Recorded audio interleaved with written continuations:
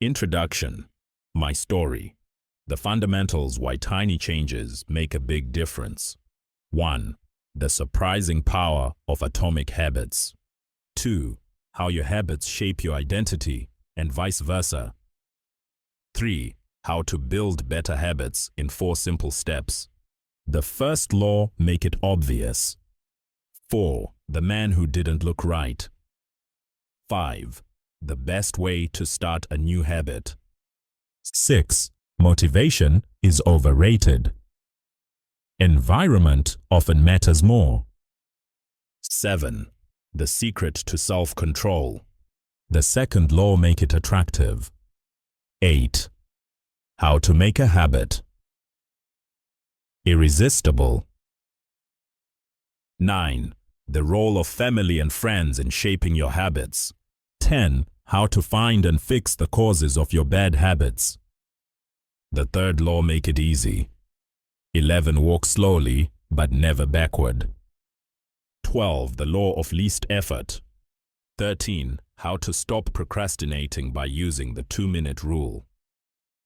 14.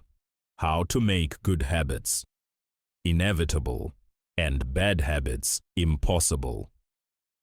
The fourth law, make it satisfying. 15. The cardinal rule of behavior change. 16. How to stick with good habits every day. 17. How an accountability partner can change everything. www.ztcprep.com. Advanced tactics, how to go from being merely good to being truly great. 18. The truth about talent, when genes matter and when they don't. 19. The Goldilocks rule, how to stay motivated in life and work.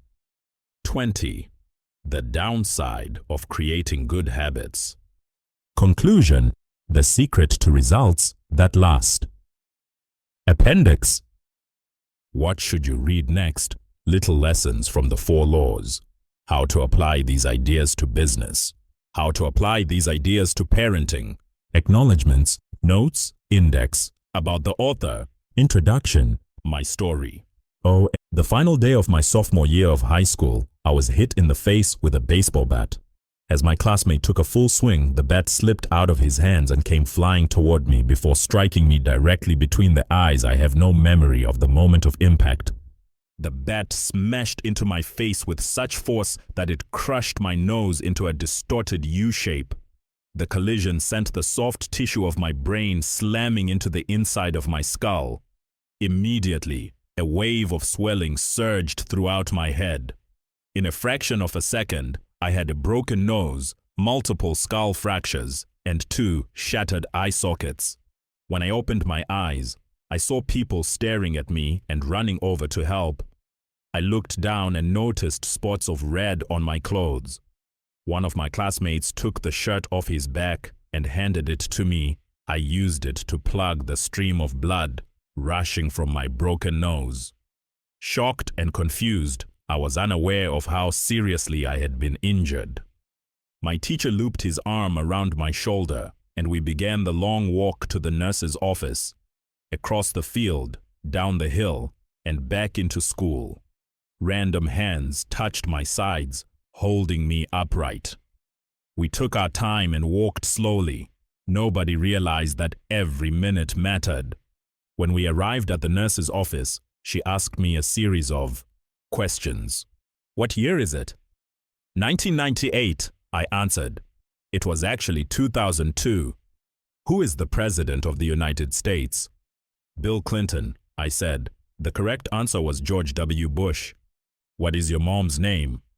I stalled. 10 seconds passed. Patty, I said casually, ignoring the fact that it had taken me 10 seconds to remember my own mother's name. That is the last question I remember. My body was unable to handle the rapid swelling in my brain, and I lost consciousness before the ambulance arrived. Minutes later, I was carried out of school and taken to the local hospital. Shortly after arriving, my body began shutting down. I struggled. with basic functions like swallowing and breathing. I had my first seizure of the day. Then I stopped breathing entirely. As the doctors hurried to supply me with oxygen, they also decided the local hospital was unequipped to handle the situation and ordered a helicopter to fly me to a larger hospital in Cincinnati. I was rolled out of the emergency room doors and towards the helipad across the street. The stretcher rattled on a bumpy sidewalk as one nurse pushed me along while another pumped each breath into me by hand. My mother, who had arrived at the hospital a few moments before, climbed into the helicopter beside me. I remained unconscious and unable to breathe on my own as she held my hand during the flight. While my mother rode with me in the helicopter, my father went home to check on my brother and sister and break the news to them. He choked back tears as he explained to my sister that he would miss her 8th grade graduation ceremony that night. After passing my siblings off to family and friends, he drove to Cincinnati to meet my mother. When my mom and I landed on the roof of the hospital, a team of nearly 20 doctors and nurses sprinted onto the helipad and wheeled me into the trauma unit. By this time, the swelling in my brain had become so severe that I was having repeated post-traumatic seizures. My broken bones needed to be fixed, but I was in no condition to undergo surgery. After yet another seizure, my third of the day, I was put into a medically induced coma and placed on a ventilator. My parents were no strangers to this hospital. 10 years earlier, they had entered the same building on the ground floor after my sister was diagnosed with leukemia. At age 3, I was 5 at the time. My brother was just 6 months old. After 2.5 years of chemotherapy treatments, spinal taps, and bone marrow biopsies, my little sister finally walked out of the hospital, happy, healthy, and cancer-free. And now, after 10 years of normal life, my parents found themselves back in the same place with a different child. While I slipped into a coma, the hospital sent a priest and a social worker to comfort my parents. It was the same priest who had met with them a decade earlier on the evening they found out my sister had cancer. As day faded into night, a series of machines kept me alive. My parents slept restlessly on a hospital mattress. One moment they would collapse from fatigue. The next, they would be wide awake with worry. My mother would tell me later, "It was one of the worst nights I've ever had." My recovery. Mercifully, by the next morning my breathing had rebounded to the point where the doctors felt comfortable releasing me from the coma. When I finally regained consciousness, I discovered that I had lost my ability to smell. As a test, a nurse asked me to blow my nose and sniff an apple juice box. My sense of smell returned, but, to everyone's surprise, the act of blowing my nose forced air through the fractures in my eye socket and pushed my left eye outward. My eyeball bulged out of the socket, held precariously in place by my eyelid and the optic nerve attaching my eye to my brain. The ophthalmologist said my eye would gradually slide back into place as the air seeped out, but it was hard to tell how long this would take. I was scheduled for surgery 1 week later, which would allow me some additional time to heal. I looked like I had been on the wrong end of a boxing match, but I was cleared to leave the hospital. I returned home with a broken nose, 6 facial fractures, and a bulging left eye. The following months were hard. It felt like everything in my life was on pause. I had double vision for weeks. I literally couldn't see straight. It took more than a month, but my eyeball did eventually return to its normal location. Between the seizures and my vision problems, it was 8 months before I could drive a car again. At physical therapy, I practiced basic motor patterns like walking in a straight line. I was determined not to let my injury get me down. But there were more than a few moments when I felt depressed and overwhelmed. I became painfully aware of how far I had to go when I returned to the baseball field 1 year later. Baseball had always been a major part of my life. My dad had played minor league baseball for the St. Louis Cardinals, and I had a dream of playing professionally too. After months of rehabilitation, What I wanted more than anything was to get back on the field. But my return to baseball was not smooth. When the season rolled around, I was the only junior to be cut from the varsity baseball team. I was sent down to play with the sophomores on junior varsity I had been playing since age 4. And for someone who had spent so much time and effort on the sport, getting cut was humiliating. I vividly remember the day it happened. I sat in my car and cried as I flipped through the radio, desperately searching for a song that would make me feel better. After a year of self-doubt, I managed to make the varsity team as a senior, but I rarely made it on the field. In total, I played 11 innings of high school varsity baseball, barely more than a single game. Despite my lackluster high school career, I still believed I could become a great player, and I knew that if things were going to improve, I was the one responsible for making it happen. The turning point came 2 years after my injury, when I began college at Denison University. It was a new beginning, and it was the place where I would discover the surprising power of small habits for the first time. How I learned about habits. Attending Denison was one of the best decisions of my life. I earned a spot on the baseball team, and although I was at the bottom of the roster as a freshman, I was thrilled. Despite the chaos of my high school years, I had managed to become a college athlete. I wasn't going to be starting on the baseball team anytime soon, so I focused on getting my life in order. While my peers stayed up late and played video games, I built good sleep habits and went to bed early each night. In the messy world of a college dorm, I made a point to keep my room neat and tidy. These improvements were minor, but they gave me a sense of control over my life. I started to feel confident again, and this growing belief in myself rippled into the classroom as I improved my study habits and managed to earn straight A's during my first year. A habit is a routine or behavior that is performed regularly and, in many cases, automatically. As each semester passed, I accumulated small but consistent habits that ultimately led to results that were unimaginable to me when I started. For example, for the first time in my life, I made it a habit to lift weights multiple times per week, and in the years that followed, my 6'4" frame bulked up from a featherweight 170 to a lean 200 pounds. When my sophomore season arrived, I earned a starting role on the pitching staff. By my junior year, I was voted team captain, and at the end of the season, I was selected for the all-conference team. But it was not until my senior season that my sleep habits, study habits, and strength training habits really began to pay off. 6 years after I had been hit in the face with a baseball bat, flown to the hospital and placed into a coma, I was selected as the top male athlete at Denison University and named to the ESPN Academic All-America team, an honor given to just 33 players across the country. By the time I graduated, I was listed in the school record books in 8 different categories. That same year, I was awarded the university's highest academic honor, the President's Medal. I hope you'll forgive me if this sounds boastful. To be honest, there was nothing legendary or historic about my athletic career. I never ended up playing professionally. However, looking back on those years, I believe I accomplished something just as rare.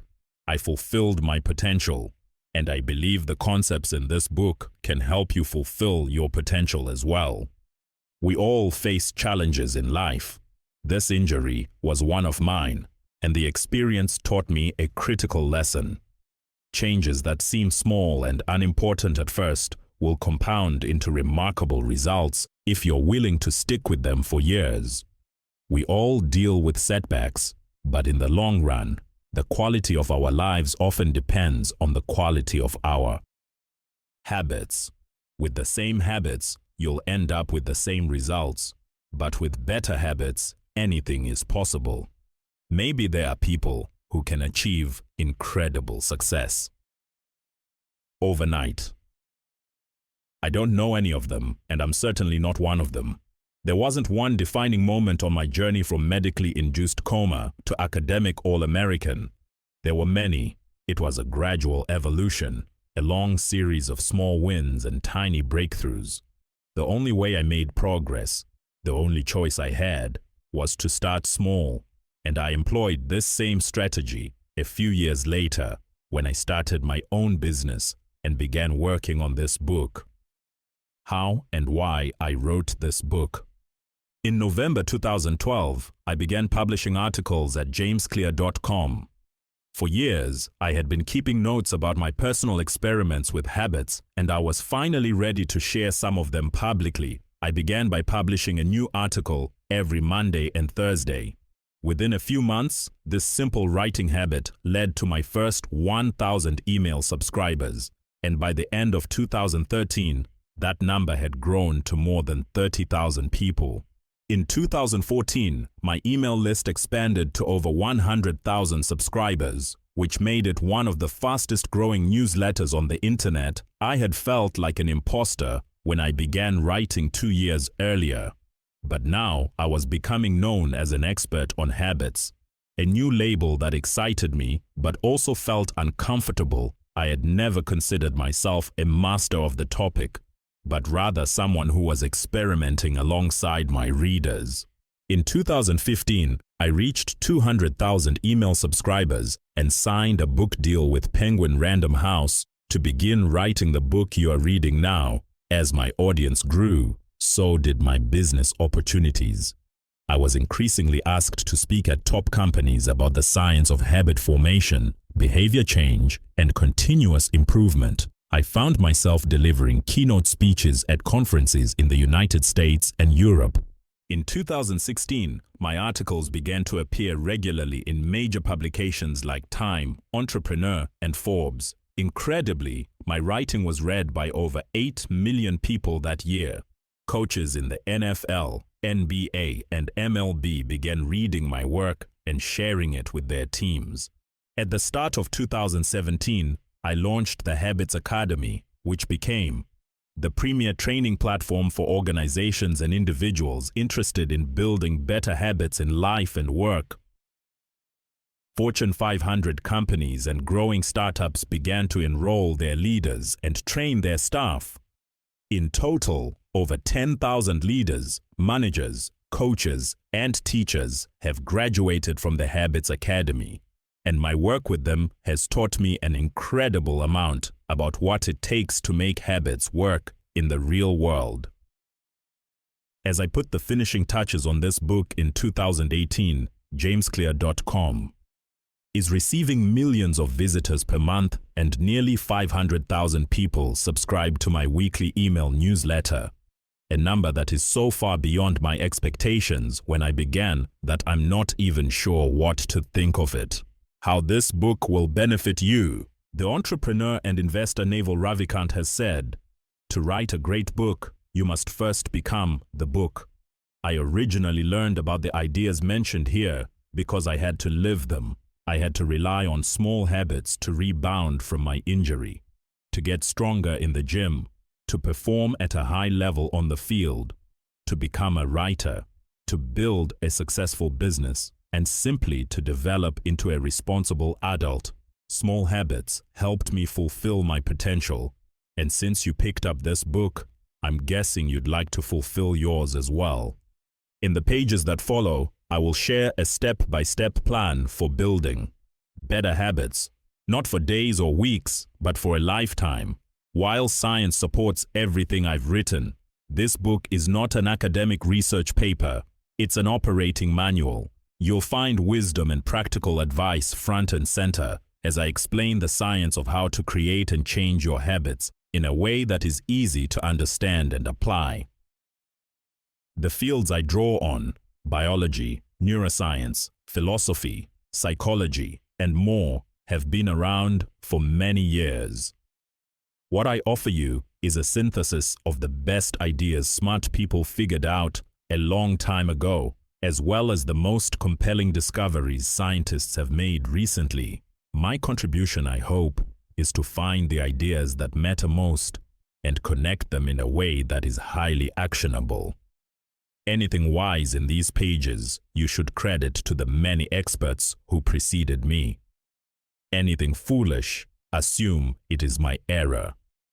The backbone of this book is my 4-step model of habits: cue, craving, response, and reward, and the 4 laws of behavior change that evolve out of these steps.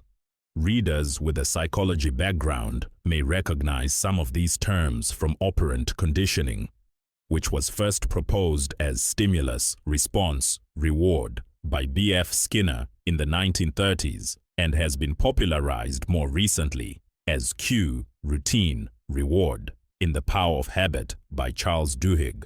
Behavioral scientists like Skinner realized that if you offered the right reward or punishment, you could get people to act in a certain way.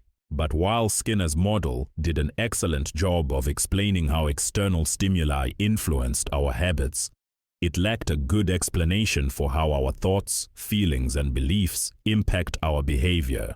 Internal states, our moods, and emotions matter too.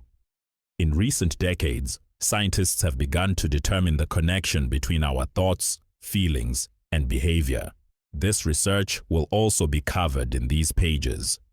In total, the framework I offer is an integrated model of the cognitive and behavioral sciences. I believe it is one of the first models of human behavior to accurately account for both the influence of external stimuli and internal emotions on our habits. While some of the language may be familiar, I am confident that the details and the applications of the 4 laws of behavior change will offer a new way to think about your habits. Human behavior is always changing, situation to situation, moment to moment, second to second. But this book is about what doesn't change. It's about the fundamentals of human behavior. The lasting principles you can rely on year after year. The ideas you can build a business around, build a family around, build a life around. There is no one right way to create better habits, but this book describes the best way I know, an approach that will be effective regardless of where you start or what you're trying to change. The strategies I cover will be relevant to anyone looking for a step-by-step system for improvement, whether your goals center on health, money, productivity, relationships, or all of the above. As long as human behavior is involved, this book will be your guide. The fundamentals. Why tiny changes make a big difference. 1. The surprising power of atomic habits. T. The fate of British cycling changed one day in 2003.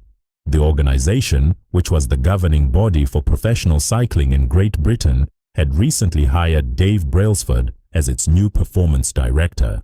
At the time, professional cyclists in Great Britain had endured nearly 100 years of mediocrity.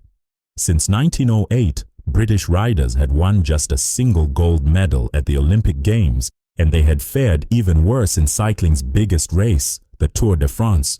In 110 years, no British cyclist had ever won the event. In fact, the performance of British riders had been so underwhelming that one of the top bike manufacturers in Europe refused to sell bikes to the team because they were afraid that it would hurt sales if other professionals saw the Brits using their gear. Brailsford had been hired to put British cycling on a new trajectory.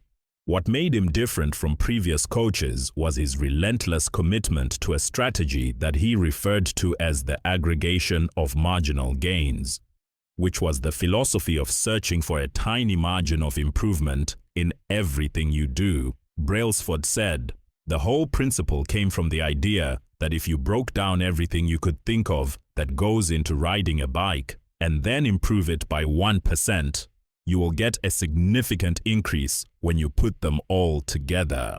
Brailsford and his coaches began by making small adjustments you might expect from a professional cycling team.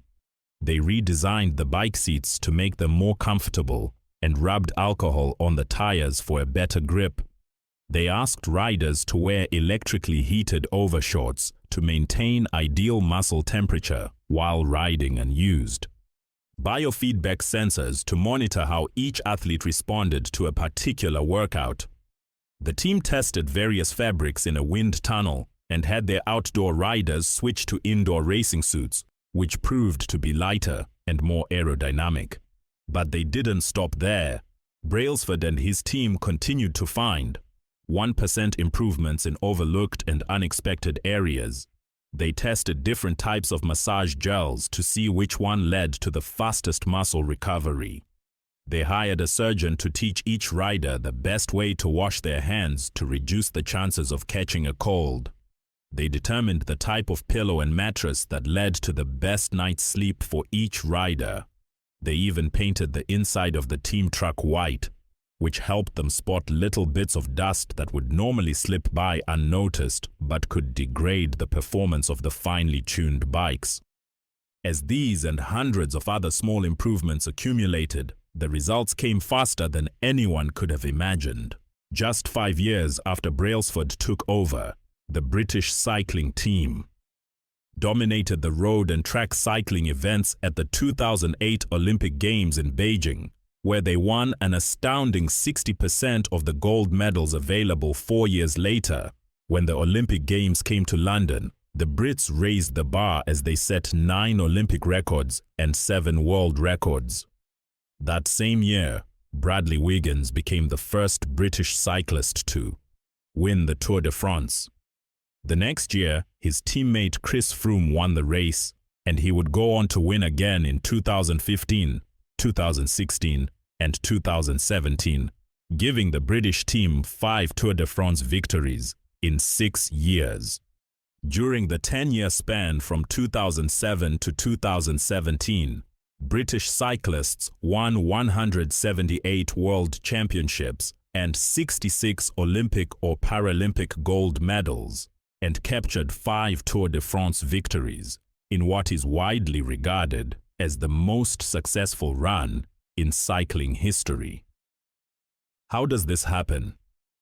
How does a team of previously ordinary athletes transform into world champions with tiny changes that, at first glance, would seem to make a modest difference at best?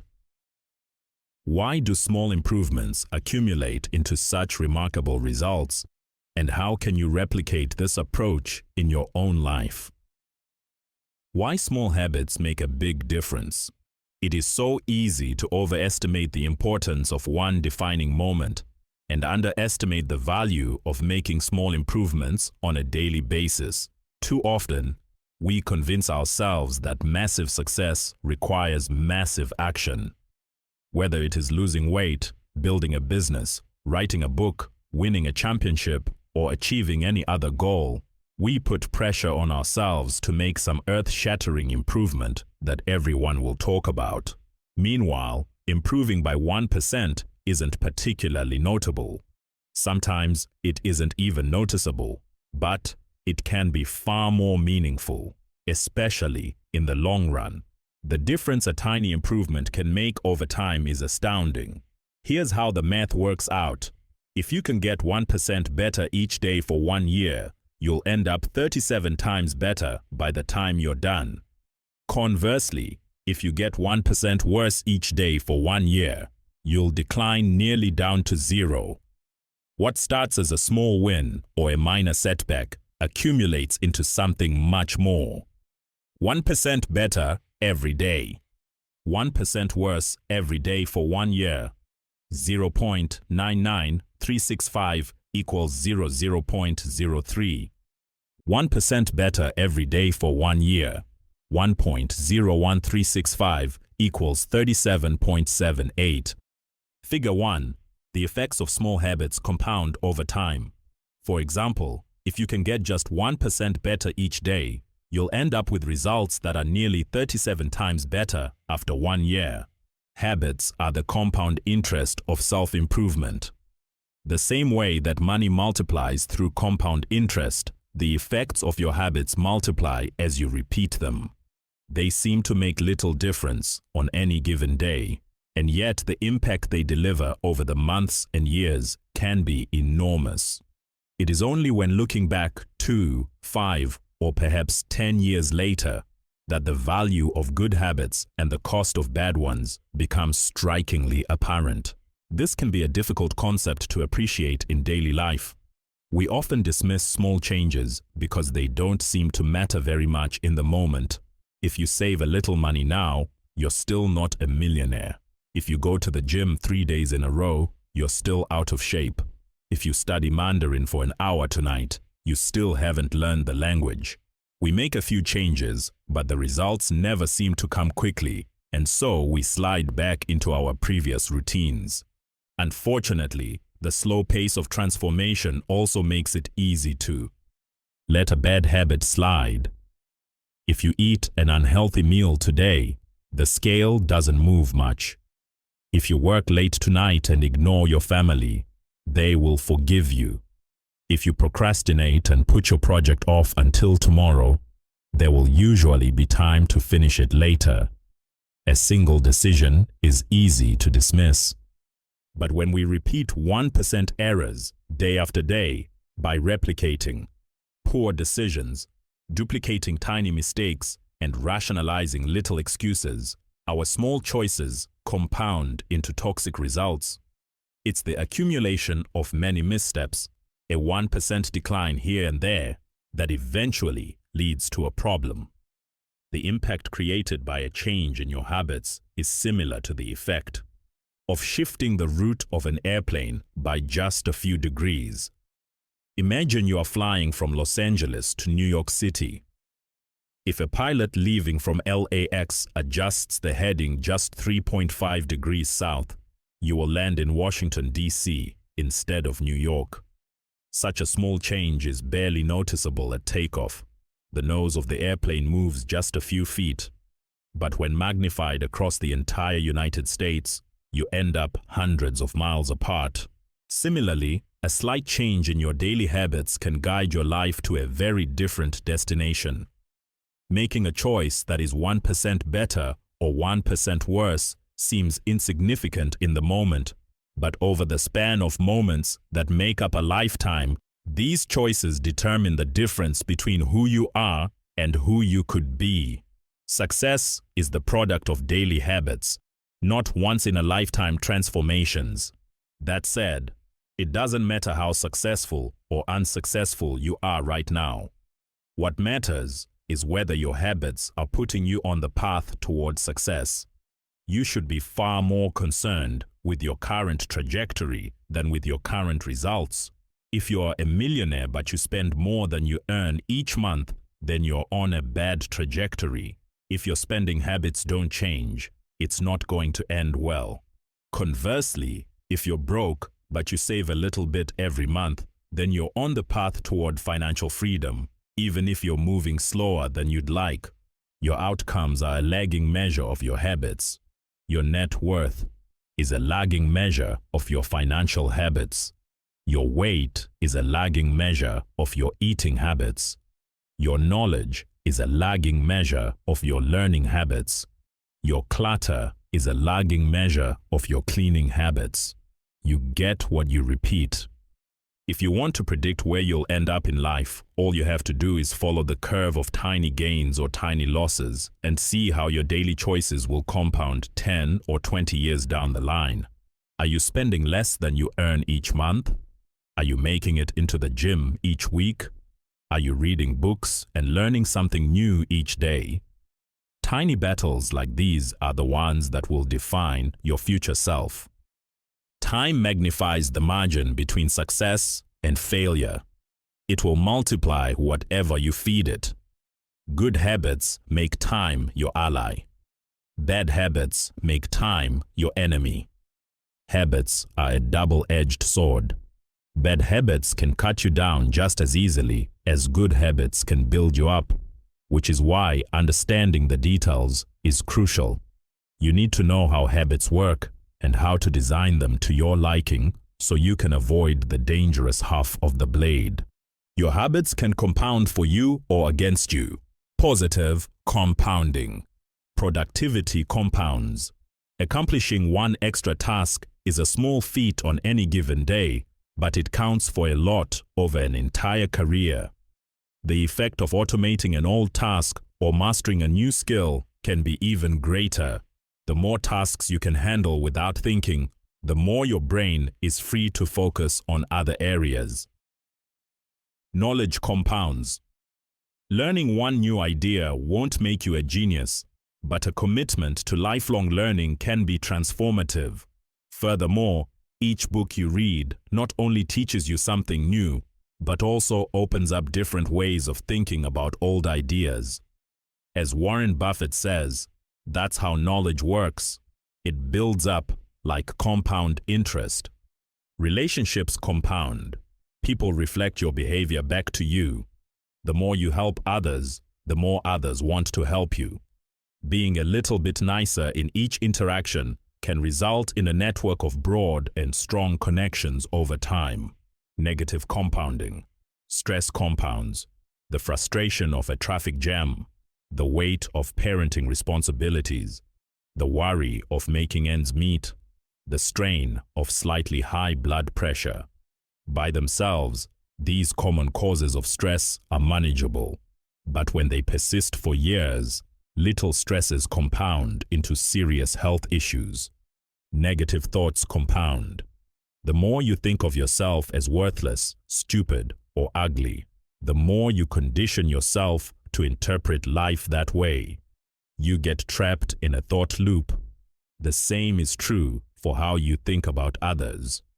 Once you fall into the habit of seeing people as angry, unjust, or selfish, you see those kind of people everywhere. Outrage compounds. Riots, protests, and mass movements are rarely the result of a single event.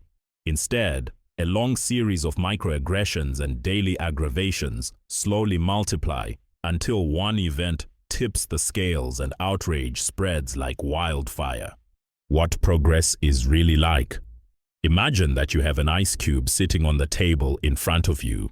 The room is cold and you can see your breath. It is currently 25 degrees. Ever so slowly, the room begins to heat up. 26 degrees, 27, 28. The ice cube is still sitting on the table in front of you. 29 degrees, 30, 31. Still, nothing has happened. Then 32 degrees, the ice begins to melt. A 1-degree shift, seemingly no different from the temperature increases before it, has unlocked a huge change. Breakthrough moments are often the result of many previous actions, which build up the potential required to unleash a major change. This pattern shows up everywhere cancer spends 80% of its life undetectable, then takes over the body in months. Bamboo can barely be seen for the first 5 years as it builds extensive root systems underground before exploding 90 feet into the air within 6 weeks. Similarly, habits often appear to make no difference until you cross a critical threshold and unlock a new level of performance. In the early and middle stages of any quest, there is often a valley of disappointment. You expect to make progress in a linear fashion, and it's frustrating how ineffective changes can seem during the first days, weeks, and even months. It doesn't feel like you are going anywhere. It's a hallmark of any compounding process. The most powerful outcomes are delayed.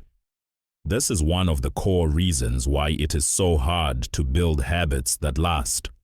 People make a few small changes, fail to see a tangible result, and decide to stop. You think, I've been running every day for a month, so why can't I see any change in my body? Once this kind of thinking takes over, it's easy to let good habits fall by the wayside. But in order to make a meaningful difference, habits need to persist long enough to break through this plateau, what I call the plateau of latent potential. If you find yourself struggling to build a good habit or break a bad one, it is not because you have lost your ability to improve. It is often because you have not yet crossed the plateau of latent potential, complaining about not achieving success. Despite working hard, is like complaining about an ice cube not melting when you heated it from 25 to 31 degrees. Your work was not wasted, it is just being stored. All the action happens at 32 degrees. When you finally break through the plateau of latent potential, people will call it an overnight success. The outside world only sees the most dramatic event rather than all that preceded it, but you know that it's the work you did long ago, when it seemed that you weren't making any progress, that makes the jump today possible. It is the human equivalent of geological pressure. Two tectonic plates can grind against one another for millions of years, the tension slowly building all the while. Then, one day, they rub each other once again in the same fashion they have for ages, but this time the tension is too great. An earthquake erupts. Change can take years before it happens all at once. Mastery requires patience. The San Antonio Spurs, one of the most successful teams in NBA history, have a quote from social reformer Jacob Riis hanging in their locker room. When nothing seems to help, I go and look at a stonecutter hammering away at his rock, perhaps 100 times without as much as a crack showing in it. Yet at the 101st blow, it will split in two, and I know it was not that last blow that did it, but all that had gone before. The plateau of latent potential. Figure 2. We often expect progress to be linear. At the very least, we hope it will come quickly. In reality, the results of our efforts are often delayed.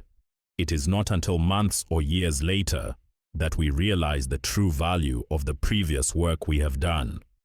This can result in a valley of disappointment, where people feel discouraged after putting in weeks or months of hard work without experiencing any results.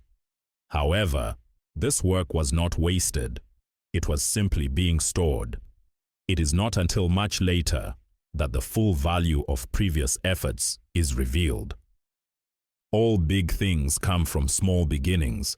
The seed of every habit is a single, tiny decision. But as that decision is repeated, a habit sprouts and grows stronger. Roots entrench themselves and branches grow.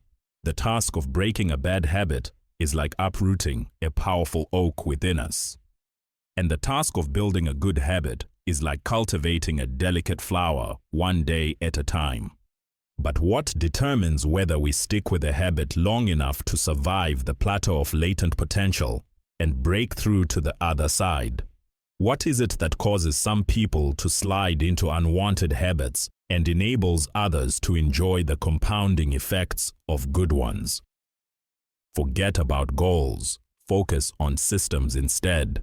Prevailing wisdom claims that the best way to achieve what we want in life, getting into better shape, building a successful business, relaxing more and worrying less, spending more time with friends and family, is to set specific, actionable goals. For many years, this was how I approached my habits too. Each one was a goal to be reached. I set goals for the grades I wanted to get in school, for the weights I wanted to lift in the gym, for the profits I wanted to earn in business. I succeeded at a few, but I failed at a lot of them. Eventually, I began to realize that my results had very little to do with the goals I set and nearly everything to do with the systems I followed. What's the difference between systems and goals? It's a distinction I first learned from Scott Adams, the cartoonist behind the Dilbert comic. Goals are about the results you want to achieve. Systems are about the processes that lead to those results. If you're a coach, your goal might be to win a championship. Your system is the way you recruit players, manage your assistant coaches, and conduct practice.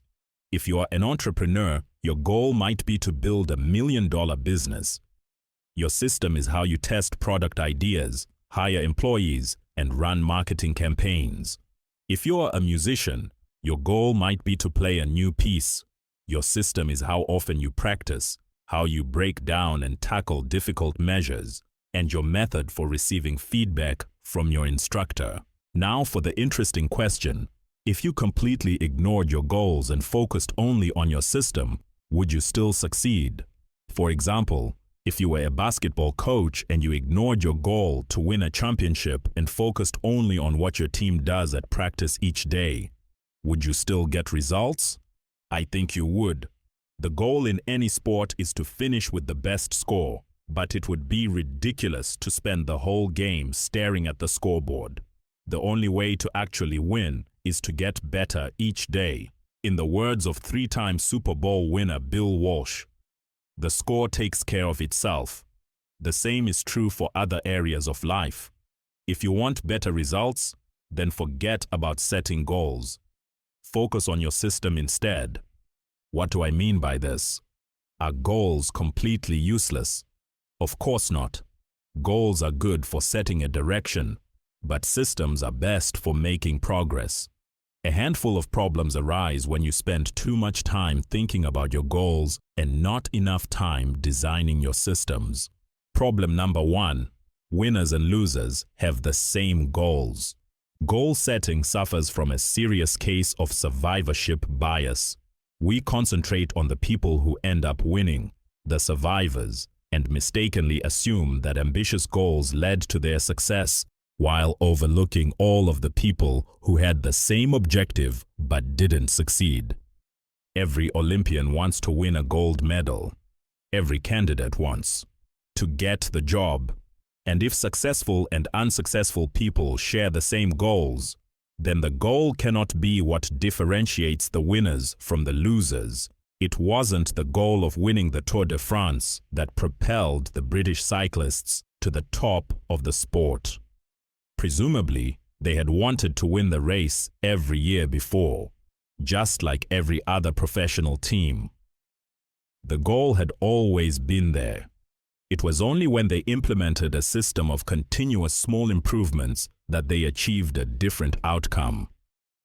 Problem number 2. Achieving a goal is only a momentary change. Imagine you have a messy room and you set a goal to clean it.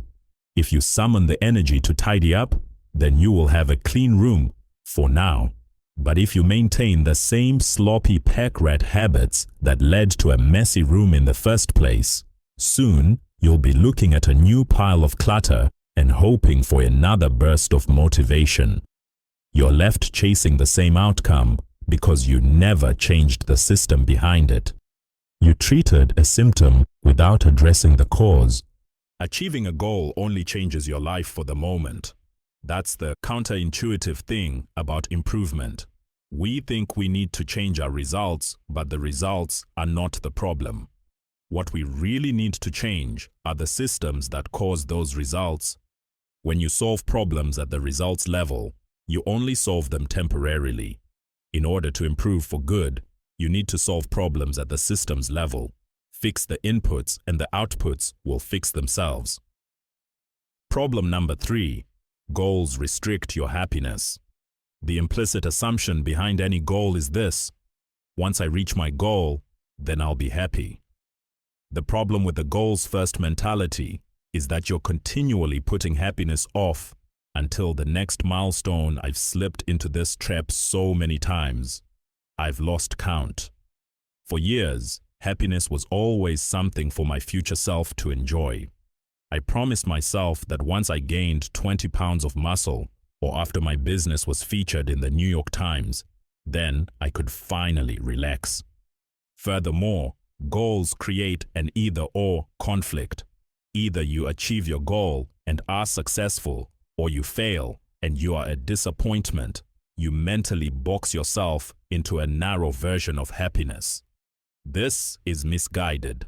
It is unlikely that your actual path through life will match the exact journey you had in mind when you set out. It makes no sense to restrict your satisfaction to one scenario when there are many paths to success. A systems-first mentality provides the antidote. When you fall in love with the process rather than the product, you don't have to wait to give yourself permission to be happy. You can be satisfied anytime your system is running. And a system can be successful in many different forms, not just the one you first envision. Problem number 4. Goals are at odds with long-term progress. Finally, a goal-oriented mindset can create a yo-yo effect. Many runners work hard for months, but as soon as they cross the finish line, they stop training. The race is no longer there to motivate them. When all of your hard work is focused on a particular goal, what is left to push you forward after you achieve it? This is why many people find themselves reverting to their old habits after accomplishing a goal.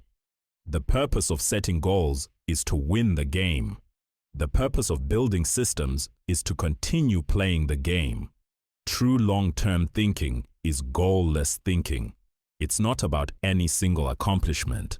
It is about the cycle of endless refinement and continuous improvement. Ultimately, it is your commitment to the process that will determine your progress. A system of atomic habits. If you're having trouble changing your habits, the problem isn't you. The problem is your system.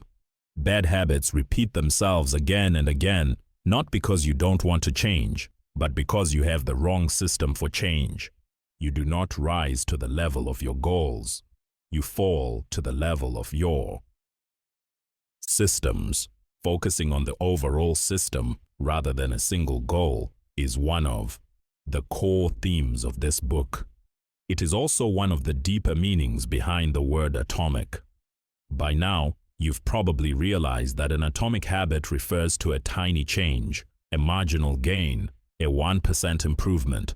But atomic habits are not just any old habits, however small. They are little habits that are part of a larger system. Just as atoms are the building blocks of molecules, atomic habits are the building blocks of remarkable results. Habits are like the atoms of our lives.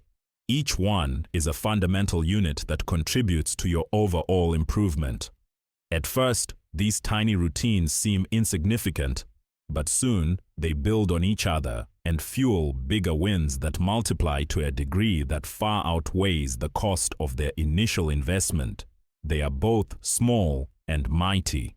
This is the meaning of the phrase atomic habits, a regular practice or routine that is not only small and easy to do, but also the source of incredible power. A component of the system of compound growth. Chapter summary. Habits are the compound interest of self-improvement. Getting 1% better every day counts for a lot in the long run. Habits are a double-edged sword. They can work for you or against you, which is why understanding the details is essential. Small changes often appear to make no difference until you cross a critical threshold. The most powerful outcomes of any compounding process are delayed. You need to be patient.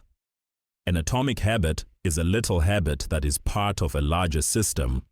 Just as atoms are the building blocks of molecules, atomic habits are the building blocks of remarkable results.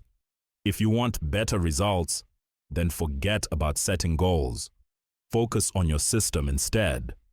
You do not rise to the level of your goals. You fall to the level of your systems. 2. How your habits shape your identity, and vice versa. WW.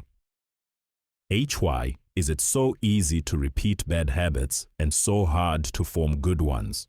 Few things can have a more powerful impact on your life than improving your daily habits, and yet it is likely that this time next year you'll be doing the same thing rather than something better. It often feels difficult to keep good habits going for more than a few days, even with sincere effort and the occasional burst of motivation.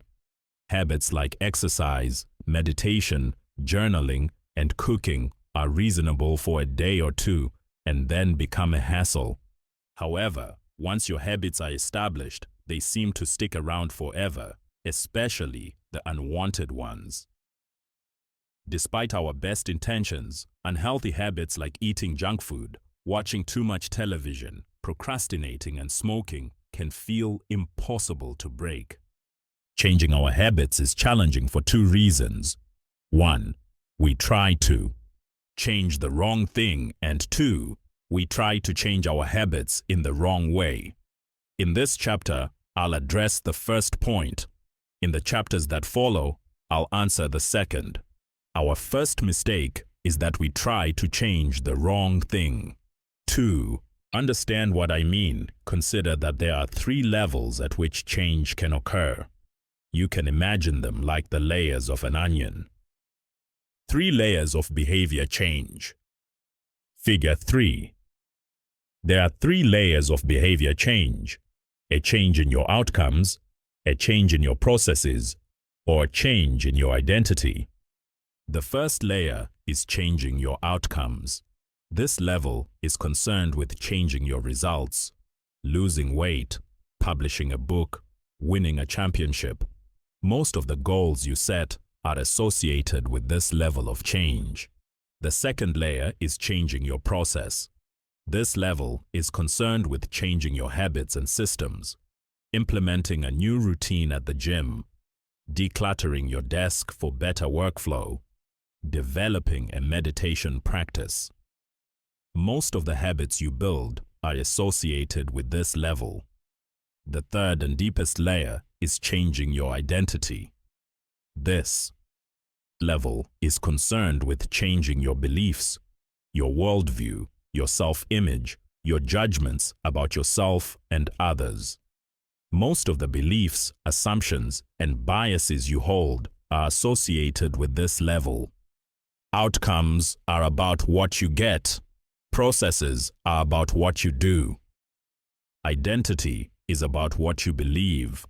When it comes to building habits that last, when it comes to building a system of 1% improvements, the problem is not that one level is better or worse than another. All levels of change are useful in their own way.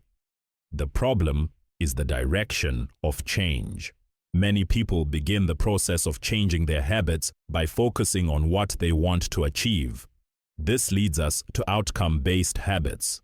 The alternative is to build identity-based habits. With this approach, we start by focusing on who we wish to become. Outcome-based habits. Identity-based habits. Figure 4.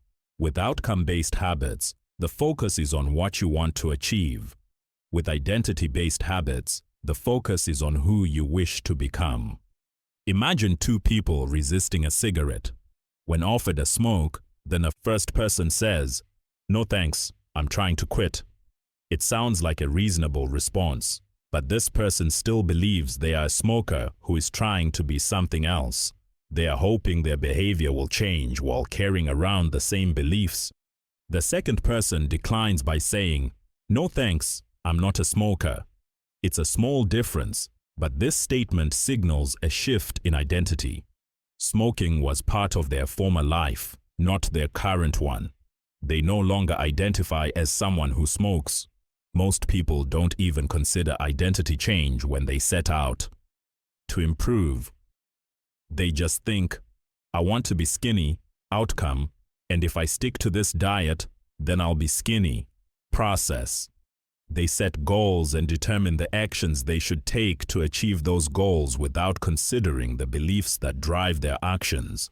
They never shift the way they look at themselves, and they don't realize that their old identity can sabotage their new plans for change.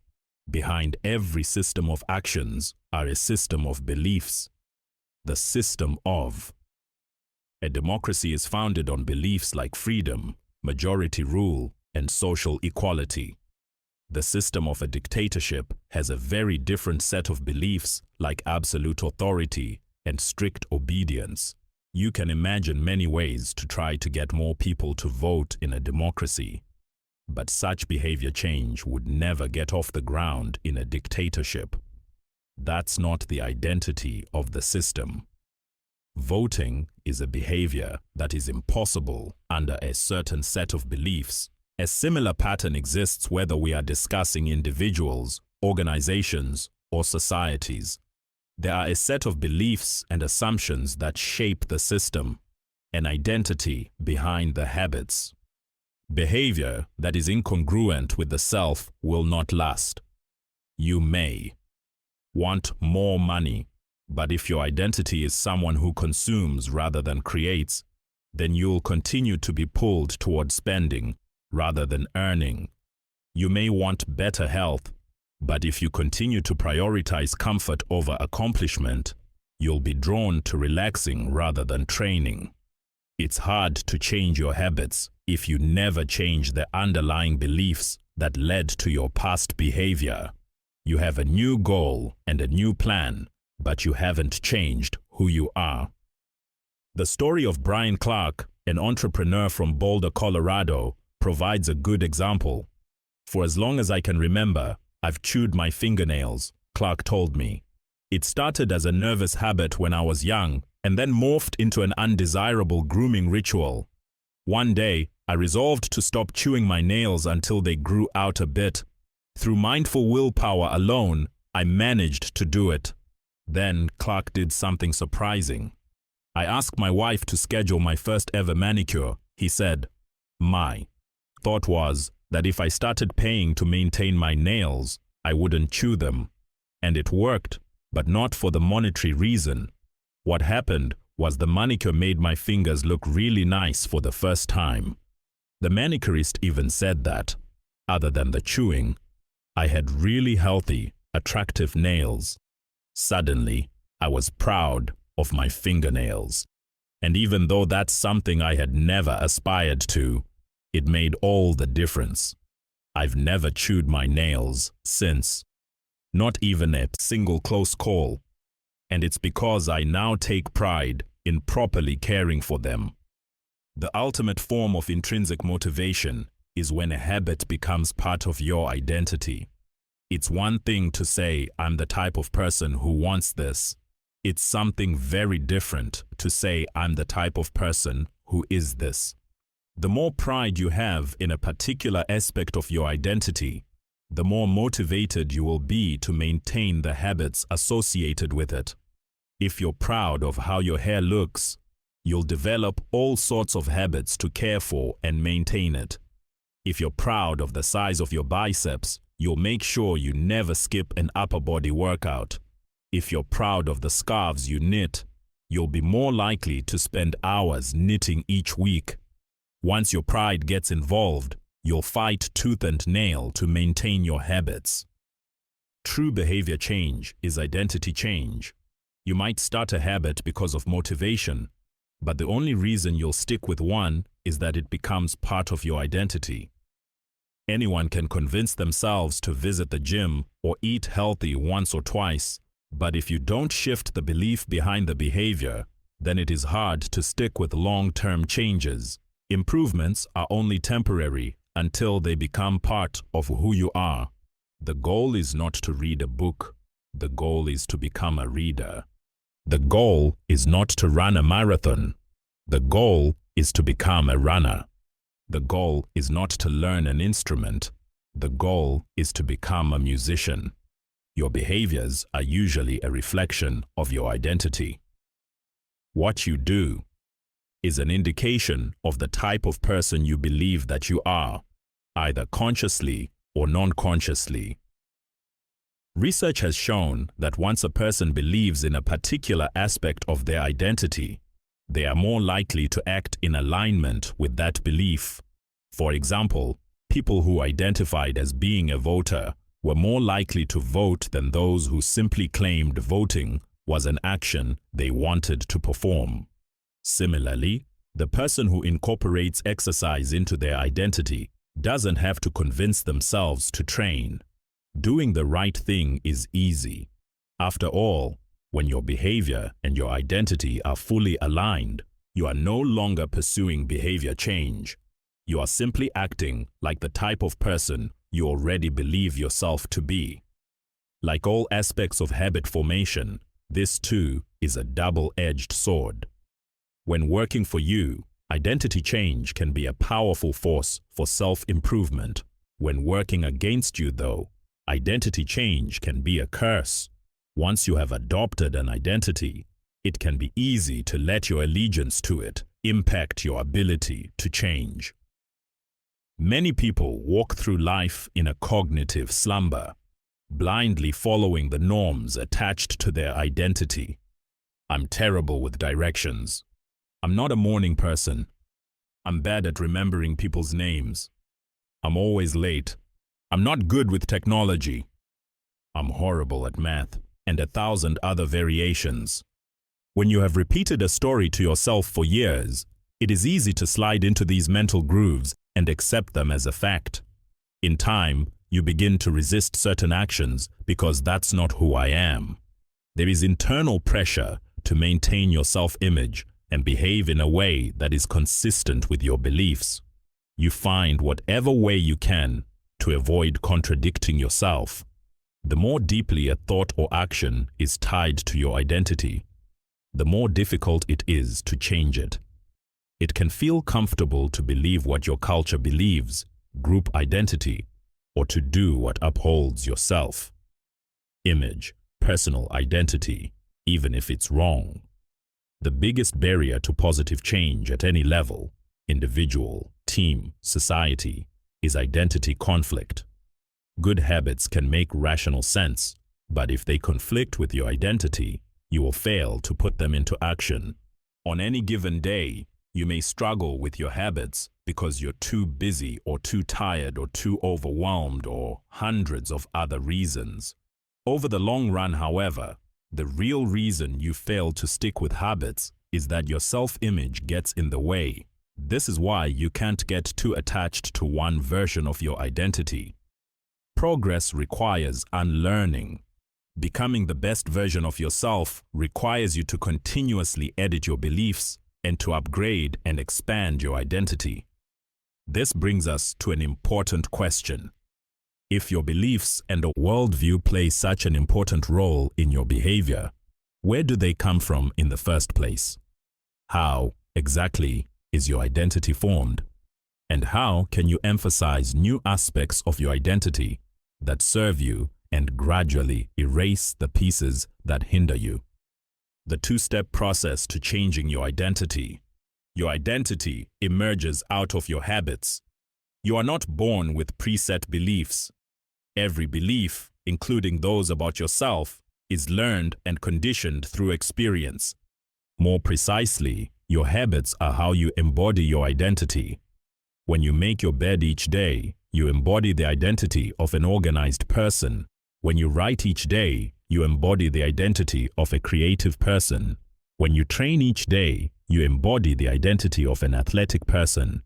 The more you repeat a behavior, the more you reinforce the identity associated with that behavior. In fact, the word identity was originally derived from the Latin words essentitas, which means being, and identidem, which means repeatedly. Your identity is literally your repeated beingness. Whatever your identity is right now, you only believe it because you have proof of it. If you go to church every Sunday for 20 years, you have evidence that you are religious. If you study biology for 1 hour every night, you have evidence that you are studious. If you go to the gym, even when it's snowing, you have evidence that you are committed to fitness. The more evidence you have for a belief, the more strongly you will believe it. For most of my early life, I didn't consider myself a writer. If you were to ask any of my high school teachers or college professors, they would tell you I was an average writer at best, certainly not a standout. When I began my writing career, I published a new article every Monday and Thursday for the first few years. As the evidence grew, so did my identity as a writer. I didn't start out as a writer. I became one through my habits. Of course, your habits are not the only actions that influence your identity, but by virtue of their frequency, they are usually the most important ones.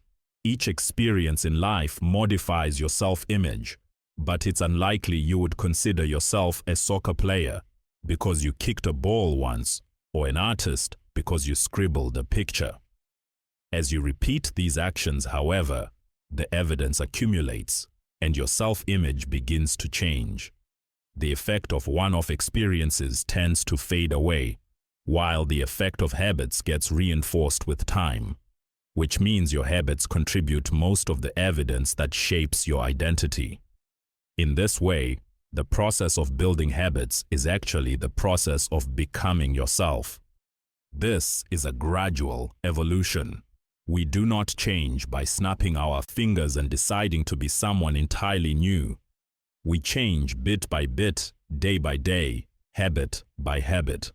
We are continually undergoing micro-evolutions of the self. Each habit is like a suggestion. Hey, maybe this is who I am. If you finish a book, then perhaps you are the type of person who likes reading. If you go to the gym, then perhaps you are the type of person who likes exercise. If you practice playing the guitar, perhaps you are the type of person who likes music.